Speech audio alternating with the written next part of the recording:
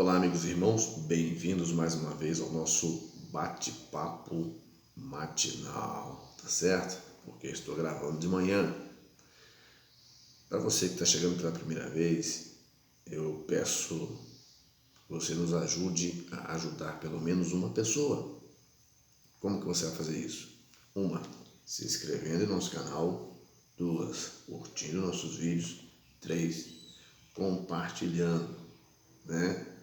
Eu quero dizer uma frase ou uma colocação de um colega meu que tem um canal muito bom no YouTube. O canal dele é Verdade Política. É um rapaz que ele faz análise do comportamento da política, né? Então ele diz assim: curta, comente e compartilhe. Melhor dizendo, se inscreva, curta, comente e compartilhe. Então, se você fizer isso, você faz com que os nossos vídeos cheguem a lugares ou pessoas que ainda não nos conhecem, e alguma coisa que falarmos aqui pode ajudar alguém, tá certo? Amados, hoje nós vamos falar de João Batista. Quem foi esse rapaz? Para que ele veio? Alguns homens, ou a maioria das pessoas, não vem no mundo sem sentido. Você que está me ouvindo, você não veio no mundo à toa, você não é obra do acaso, não. Cada homem tem uma missão aqui na Terra. Alguém vai dizer assim, mas a missão dele é do mal? Não. Se ele escolher a missão do mal, amém. Mas em primeira, a missão de todos os homens é viver bem com seu próximo. Ter a sua vida, produzir, crescer e multiplicar. Essa é a missão de todo homem e mulher. Agora, o que partir fora desse contexto, sendo na maldade, não foi Deus que determinou na vida dessa pessoa. A pessoa tem um direito de escolha. Mas João Batista, que é dito assim, né? Ou no Evangelho fala o Santo Evangelho segundo São João, ou segundo João. Bom, eu quero falar de um ponto para mim poder fazer um paralelo entre João, entre os homens do tempo de João e do tempo agora, no século 21. Tá. Eu vou falar logo no primeiro capítulo de João, a partir do verso 15, que diz: João testificou dele e clamou, dizendo: este era aquele de quem eu dizia: o que vem depois de mim é antes de mim, porque foi primeiro do que eu. Ele estava falando de Jesus, tá certo? Só que aí vem o verso 16: e todos nós recebemos também da sua plenitude, com graça sobre graça. Tá. Porque a lei foi dada por Moisés e a graça e a verdade vieram por Jesus. Gravem isso.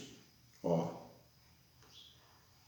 Verso 17, porque a lei foi dada por Moisés. Lembra dos 10 mandamentos, das outras leis cíveis da nação hebreia? Logo, na caminhada para a terra prometida, precisou fazer um ajuste de conduta no povo. Está lembrado disso na história? Então, é lá. É lá também que, por causa da intransigência dos homens, da rebeldia ou da visão que os homens tinham, eles clamaram e Moisés deu. Jesus até falou, mas quem deu a carta de divórcio naquela época aos hebreus foi Moisés, por causa do povo. Então, mas as mulheres naquele tempo também eram tratadas de maneira muito diferente. O camarada já falava assim, eu não quero mais viver com essa mulher. Escrevia a carta, entregava o pai e falava, estou devolvendo essa mulher. É desse jeito. É desse jeito. As coisas foram mudando, né, ao longo dos anos. Não só na nação hebreia. Você sabe que tem nação aí, tem nação no mundo hoje, no século XXI. Nação boa, próspera, rica, que a mulher só pode sair de casa acompanhada de um homem. Senão não pode sair de casa. Você está entendendo? Bom, então Moisés deu a lei, conforme o verso 17, porque a lei foi dada por Moisés, mas a graça e a verdade vieram por Jesus Cristo. Verso 18. Deus nunca foi visto por alguém. O Filho unigênito que está no seio do Pai, este o fez conhecer. Ou seja, João estava testificando de Jesus, que estava, né, já naquele tempo ali, porque Jesus e João, eles têm uma diferença de meses. João nasceu primeiro. Esse João que estou falando aqui, é um dos 4 evangelhos. Ele, quando Maria se encontrou com Isabel, a mãe de João, as crianças, elas se agitaram dentro do ventre de ambas as mães. Só que João nasce primeiro. Está entendendo? E João testifica já de Jesus, porque ele foi o homem enviado de Deus para poder preparar o caminho para que Jesus, o Messias, pudesse ingressar no seu ministério. É aí que vem uma palavra que João vai falar aqui, que está escrito lá no livro profético, o livro de Isaías. Isaías profetizou e outros profetas também profetizaram que Jesus viria. Bom, o verso 18 diz assim: Deus nunca foi visto por ninguém, ou por alguém. O Filho unigênito que está no seio do Pai, este o fez conhecer. Ele está falando de Jesus. Bora ao verso 19. Aí vai. Este é o testemunho de João, quando os judeus mandaram de Jerusalém sacerdotes e levitas para lhe perguntarem. Aí vem aquela pergunta clássica: quem és tu? O verso 20, é interessante isso aqui, eu acho interessante esse momento do encontro entre os sacerdotes e os levitas que encontraram com João nesse diálogo. Glória a Deus. Aí, no verso 20, perguntaram a ele: quem és tu? A ele. E confessou, e não negou, e confessou: eu não sou o Cristo. Porque eles pensaram que João Batista poderia ser já o enviado, poderia ser Jesus, porque eles todos esperavam, né, pelas profecias bíblicas, que João, ou que Jesus viria. Só que João, ele foi um homem poderoso, um homem que até o rei tinha medo de João, porque as suas palavras eram poderosas. Vai comigo aí, vem comigo. O verso 21, o verso 21 foi assim. Ele diz que não era o Cristo. No verso 21, eles perguntaram-lhe de novo. Perguntaram-lhe então: quem é, pois? Quem é? Então, quem és? Pois és tu Elias? Um dos sacerdotes perguntou e disse: não sou. És tu o profeta? E respondeu: não. No verso 22, disseram-lhe, pois: mas quem és? Quem é você para que podemos dar a resposta àqueles que nos enviaram? Que dizes de ti mesmo? Do que você é? Fala aí. Se você não é João, ou se você não é Jesus, se você não é Elias, quem é você então? Fala para nós aí, para nós levarmos a resposta a quem nos enviou. No verso 23, João fala assim: e disse, olha a resposta que João dá, meu Senhor amado. João dá essa resposta aqui. Ah, vocês querem uma resposta? Então eu vou dar aqui então. Eu sou a voz que clama no deserto. Aí. Só que aí, quando João diz isso, parece simples, né? Não. Aí ele lembra da palavra que Deus falou na boca do profeta. Eu sou a voz que clama no deserto. Endireitai o caminho do Senhor, como disse o profeta Isaías. Ele deu uma puxadinha nos sacerdotes e nos levitas que foram lá, porque eles vacilavam. Havia um temor de que Jesus assumiria o sumo sacerdócio em Israel. Por isso que isso culminou em duas situações, em duas frentes, né? Havia esse medo. Por isso foram perguntar quem era João, porque tanto a classe religiosa quanto a classe política já tinham noção, essa informação profética de que viria um redentor para Israel, que seria o rei de Israel. Por isso que quando Jesus ele é crucificado, já que eu estou falando de Jesus também, quando ele é crucificado, eles pregam uma inscrição lá no topo da cruz, acima da cabeça de Jesus. Jesus, rei dos judeus. E coloca-lhe uma coroa, mas uma coroa de espinhos, né? Porque eles estão escarnecendo dos judeus. Aqui está o vosso rei. Então Jesus ele é condenado à morte com a ajuda da classe religiosa daquele tempo. Pode ler que está lá a história. Isso aqui não é heresia, não.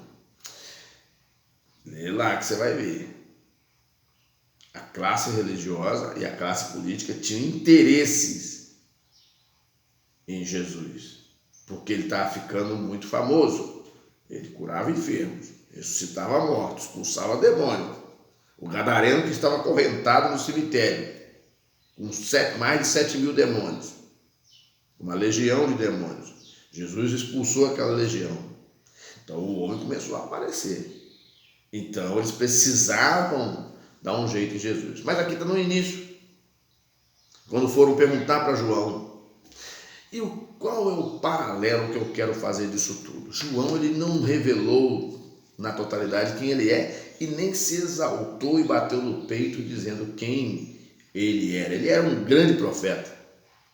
Portanto, quando Jesus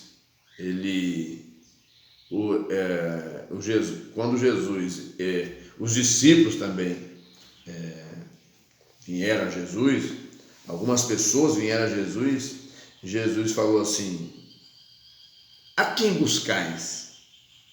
Uma cana agitada pelo vento? Pois eu vos digo que João, ele é mais do que profeta. João Batista se conteve, tá? João Batista se conteve, né? Mas ele diz, eu sou a voz que clama no deserto, endireitai as veredas, como disse o profeta Isaías. Ele não disse nenhuma coisa nem outra, que era e que não era. Voz que clama no deserto, tem um que no deserto para você falar, né? Então, só que Jesus falou assim, a quem foste ver? Porque nessa época que foram ver, conferir quem era Jesus, conferir quem era João estava preso por causa da filha de Herodes, aquela moça que dançou e tal, para Herodes e tal, e nem era filha de Herodes, era filha da esposa de Herodes. Aquela mulher, ela era casada com o irmão de Herodes, e João já tinha profetizado que não era lícito ele dormir com a mulher do irmão dele. Deu ruim. Esse pessoal mandaram prender João. E João foi degolado. Porque a menina falou assim, eu quero a cabeça de João Batista num prato. E o rei mandou. O rei, com muita tristeza, João era um preso, mas não era um preso qualquer. Era um preso temido, porque era um grande profeta. Então João, ele não quis revelar sua identidade, ele não quis dizer quem ele era, ele não se apressou nisso. Mas por quê?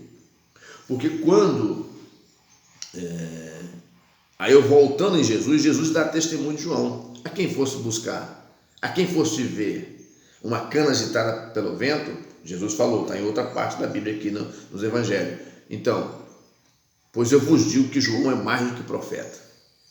Então, Jesus sabia quem era João. Agora, aonde eu quero chegar para nós fecharmos aqui nessa conversa nossa? Fazendo um paralelo entre a postura de João e a postura de muitos pregadores atuais, muitos auto-intitulados homens de Deus. Eu sou servo de Deus, eu sou membro de uma igreja, eu sirvo meus irmãos na igreja, né? Eu dou o meu serviço para a igreja. Agora, vamos fazer uma análise aqui entre aquele tempo, o que diferencia a postura de João com a postura de muitos homens e mulheres hoje. Quando você abre um vídeo na internet de um pregador ou pregadora, que você via a essência de Deus na vida da pessoa. E a pessoa logo passa a ter notoriedade. E ao ter notoriedade, logo chegam alguém dizendo que quer gerenciar a vida daquela pessoa. Cuidar dos negócios dela. Cuidar da imagem da pessoa. É aí que a pessoa cai. É aí que a glória de Deus sai. Porque quando a pessoa deixa o próprio ser humano, cuidar das questões dela, se cuidar de finança, de agendamento e tudo bem, beleza, mas quando vai cuidar do estado espiritual da pessoa, é morte na certa. E João não tinha essa ambição. Você vê uma pessoa, porque quando alguém se diz eu sou servo de Deus, eu sou uma mulher de Deus, eu sou um homem de Deus. Precisa que? É aquele hino que o Kleber Lucas canta. Quando te encontro, me esvazio de mim. Porque quando eu me entrego a Deus e falo, Senhor, usa-me no teu espírito. Aleluia. Eu tenho que me esvaziar das minhas vaidades. Eu tenho que me esvaziar de coisas que tomam o lugar da glória de Deus na minha vida. Aí serei um homem e uma mulher poderoso. Você pode fazer uma linha do tempo na vida desses homens que nós vemos, homens e mulheres que nós vemos atuais, eloquentes, pregadores. As pessoas se emocionam com as suas oratórias, mas na maioria das vezes não tem mudança de vida. Há uma emoção momentânea, há uma empolgação momentânea, mas não tem mudança de vida. Porque a mensagem que Deus quer é essa mensagem que João falou aqui. Eu sou a voz que clama no deserto. Endireitai o caminho do Senhor, como disse o profeta Isaías. Foi o checkmate que João deu para falar com aquelas pessoas. A pessoa pode ter um momento, às vezes que a pessoa chega na notoriedade, isso é válido. O que prejudica é quando nós deixamos que a vaidade tome o espaço da glória e da essência de Deus. Daí você pode começar a observar que a mensagem começa a ser deturpada. Tudo aquilo que pregava já não se prega mais, ou prega contra, ou prega diferente, a fim de agradar um público que querem ouvir um pouco de agrado, mas menos verdade. Enquanto nós somos induzidos a sermos agraciados momentaneamente por palavras e não somos induzidos a reconhecer o nosso estado de pecado, pecamos. Peca aquele que está tentando esconder verdades que deveriam ser ditas E peca aquele que está ouvindo e que quer apenas escolher um jeito de se viver sem que Deus se interfira. Eu quero falar de Deus, mas eu não quero que Ele interfira na minha vida e nas minhas coisas e na minha família. Daí vem coisas que não deveriam vir e que as pessoas fazem vista grossa, como adultério, prostituição, fornicação, traição, engano e corrupção. Quando nós nos dedicamos a Deus, nós temos que fazer uma escolha. Nem serei odiado. Se eu entro para a zona do agrado, eu não vou dizer que você tem que sair por aí brigando, mas as pessoas devem compreender bem as coisas. Estou falando de verdades. Você ama o seu irmão de verdade? Então você não pode omitir a verdade dele. Como é que você pode dizer que ele está bem, sendo que ele não está bem? Então você não ama o seu irmão. Que amor é esse que você clama aí? Que você clama, mas na prática você não expõe ele. Então, precisamos pensar nisso. Precisamos pensar como pensou estes homens, que quando tomou uma decisão de assumir um compromisso de enviado de Deus, como muitos estão dizendo aí, ele se absteve da vaidade.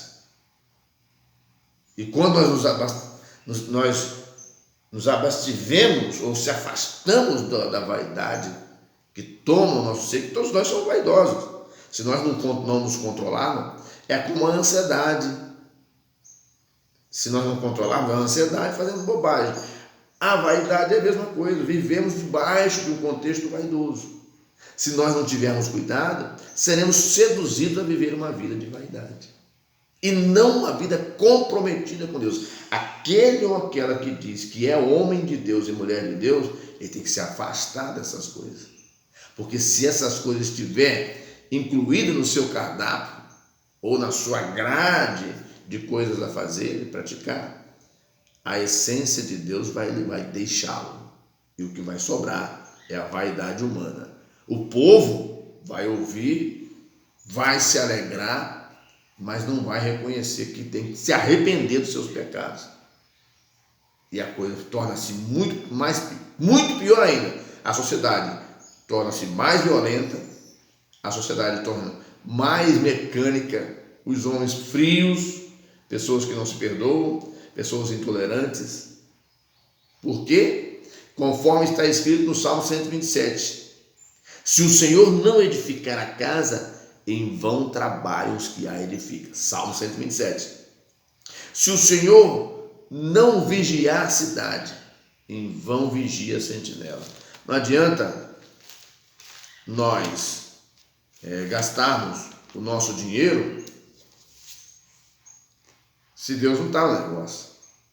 Investir em segurança. Se o Senhor não edificar a casa, em vão trabalham os que edificam. Se o Senhor não guardar a cidade, em vão vigia a sentinela. Não há segurança. Por mais que se pague, por mais que se tenha investimento em segurança, a violência, ela é o fruto da nossa irresponsabilidade conosco mesmo. Certo? A Bíblia fala uma coisa interessante. Estava conversando com uma pessoa esses dias, falando sobre traição. Eu falei assim, lá no livro de Provérbios tem uma palavra que diz, não dê presentes a um homem traído. Isso serve para a mulher também. Não dê presente a uma mulher traída. Viu? Por quê? Porque esse estado de espírito, a pessoa está amargurada. Por ter a confiança quebrada por um dos cônjuges. Então, o que eu quero vos dizer? Nós temos que falar a verdade. João 8:32. Nós temos que falar a verdade. Porque é a verdade que salva. É o único remédio que salva, a verdade. Então, está aí a palavra de João Batista. Ele disse, eu sou a voz que clama no deserto.